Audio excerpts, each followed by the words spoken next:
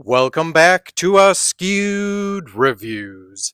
And since we recently lost an absolute icon in Ozzy Osbourne, in his honor, I'm going to do a trivia review for a movie that he does have a small but powerful cameo in. And that would be the 2000 film Little Nicky. Here is your trivia question for today. What is Adrian's drink of choice? The answer will be at the end of this episode. So, in the film Little Nicky, we descend into the pits of hell. It's here where we meet our main character of Nicky, who appears to be a nice, sweet boy who really just wants to please his father, and his dad just so happens to be the devil. Nicky's dad has been very busy the past 10,000 years, keeping the balance of good and evil in hell. But now it's time to pass the torch to one of his three sons. Unfortunately, though, the devil does not feel that any one of them is ready yet, so he decides to continue ruling for the next 10,000 years. Adrian and Cassius are furious with this decision, so they decide to escape to Earth. Doing this caused the gates of hell to freeze and no more souls are able to enter, which is now causing the devil to literally fall apart. So he asks his son Nicky to go and retrieve his brothers. Now, Nicky won't be alone, as his father has sent one of his minions, a talking dog named Mr. Beefy, to help him out. While on Earth, Nicky gets to try out some new and interesting things, like eating, sleeping, and even love. But will all of this end up distracting him from his mission of finding and capturing his brothers before his father fades away? This movie was filmed in New York and California. It was directed by Stephen Brill. It was primarily written by Adam Sandler, who got the inspiration after he and a few of his friends watched the movie Angel Heart. They joked about Satan having a loser son that he had to drag around everywhere. The reason that the film is called Little Nicky is they actually took the name Nicky from one of the devil's own monikers of Old Nick. Also, the name Nicky is said 62 times throughout this film. To create the character of Little Nicky, Sandler based the voice and mannerisms off of a high school friend who had an encyclopedic knowledge of rock and metal music. He also would use the same voice for the character of Gil Graham on Saturday Night Live. Mr. Beefy was played by a real dog and was originally going to be called either Beefus Maximus or Roast Beef. The same technology and animators that were used to make Mr. Beefy talk in this film were originally used in Babe, Pig in the City. The voice actor for Mr. Beefy was Robert Smigel. Adam Sandler's real-life dog Meatball is the son of the dog that played Mr. Beefy.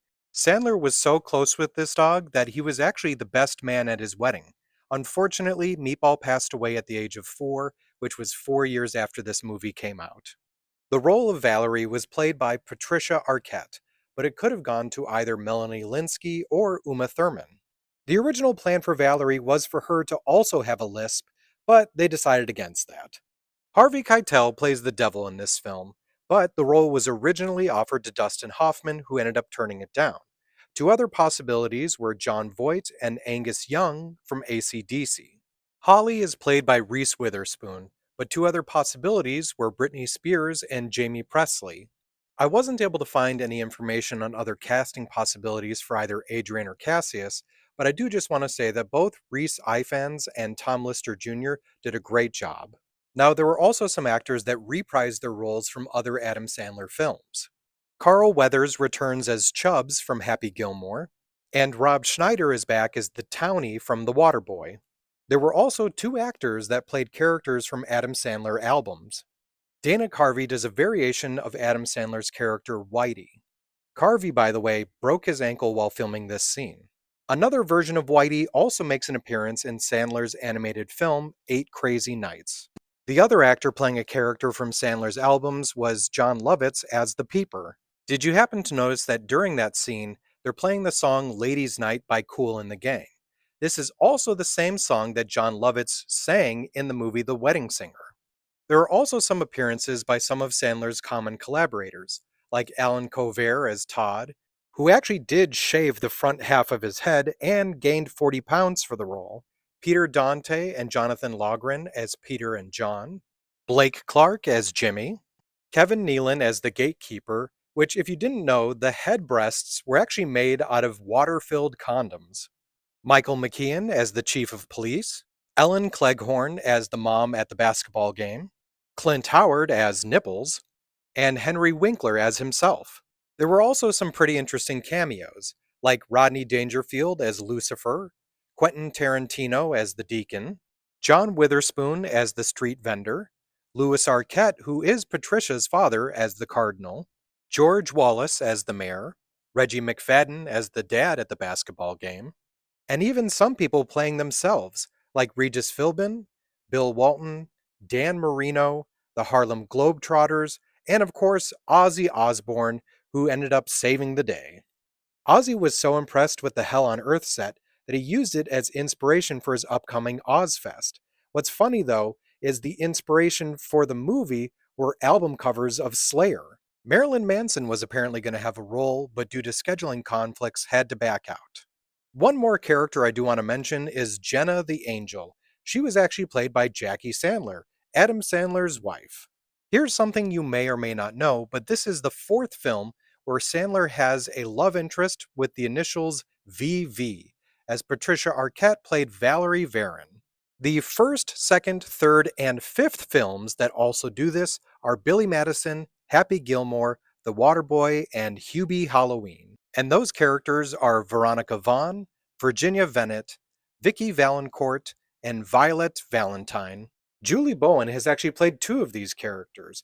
And technically, if you count Happy Gilmore 2, there are six films, as even though it's brief, the character of Virginia Vennet does come back.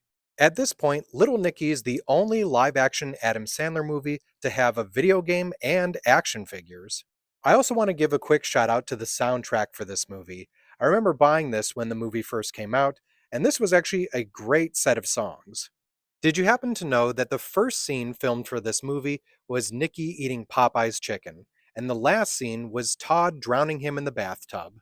Here's something I found interesting. Popeye's Chicken did not pay the filmmakers to be in the movie. In fact, they didn't even talk to Popeyes about using their name and likeness. There's a funny moment in the movie where they play the album by Chicago backwards and it has demonic language on there. But what's interesting is a lot of rock and metal bands have actually stated that they learned to play as well as they did from Chicago's band and music.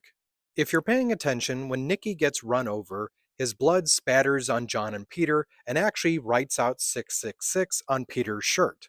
Another very similar moment is when Nicky is doing a slam dunk, you can just faintly see 666 on the scoreboard. Random bit of information for the movie Dirty Work, which is not connected to this film, but Adam Sandler does play Satan in that movie.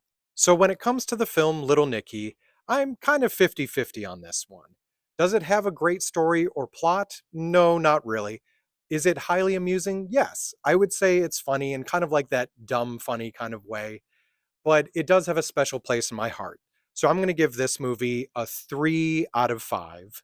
If you enjoyed it, other films I recommend checking out are Dogma, Bedazzled, Bruce Almighty, and Dear Santa. Now it's time to answer the trivia question from the beginning of this episode.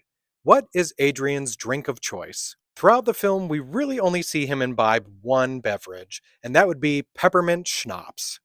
I hope you enjoyed this trivia review, and to honor the Ozman, go and listen to some Ozzy Osbourne or some Black Sabbath today.